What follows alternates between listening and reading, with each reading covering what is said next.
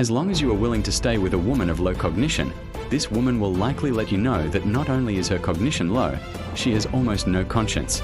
You need to understand that the biggest difference between men and women is this. After a man has seen the world, he knows exactly where he stands. But after a woman has seen the world, she instead loses track of where she stands. She will self-rationalize these cognitive biases. For example, when a man sits in a Bentley or Rolls-Royce, he might subconsciously realize he probably cannot afford this in his lifetime. When a woman sits in a Bentley or Rolls-Royce, she may profoundly realize, I was born to sit in this car. I must find someone who drives a luxury car. Do you understand the watershed here? The difference is not the car. The difference lies in calibration ability. After seeing the world, people undergo two types of changes. One is called self-calibration. I know the gap. I will go back and patch up my system. The other is called self-rationalization. I briefly experienced it. I will treat it as my destiny. Behind this are three cognitive biases at work. The first is exposure illusion. You only experienced it once, but the brain took it as the norm. Scarcity is misjudged as common. Top tier is misjudged as standard. So standards skyrocket, but your capability is not upgraded in sync. The second is comparison addiction. When you enter a higher level of comparison, you easily take what others have as what you deserve. Dating is no longer about matching, but about price inflation.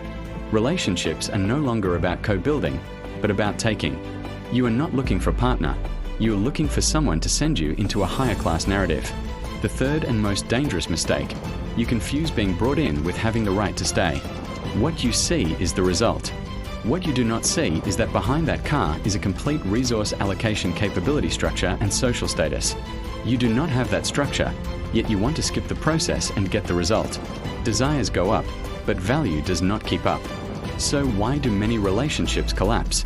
Not because you are not good enough, but because your calibration of reality, desire, and value is inconsistent. One side wants to upgrade the system together. The other side wants the result handed to them. This relationship was never love from the start. It was a negotiation for resource usage rights. Brothers, 3 iron rules. Rule 1, do not be hijacked by standards. First see whether the other person respects the process. If she only talks about results and not the path, only enjoys without shouldering responsibility, the more you give, the more she takes it for granted. Rule 2, learn to screen instead of proving. The more you rush to prove you deserve it, the more you look like you are begging for a spot. The strong never beg for a spot. The strong set the rules. Rule 3, your main mission is always greater than any relationship. When you start giving up your mission, boundaries, and rhythm to cater to the other person, you are no longer a goal worth striving for. You become a stable provider. Finally, remember this, a king never pays for anyone's fantasies. You can like her, but you will never use people-pleasing to trade for an entry ticket. Those who understand the rules and respect the process, stay. Those who only want results and use you as a stepping stone, leave. Because rules can only be made by the king.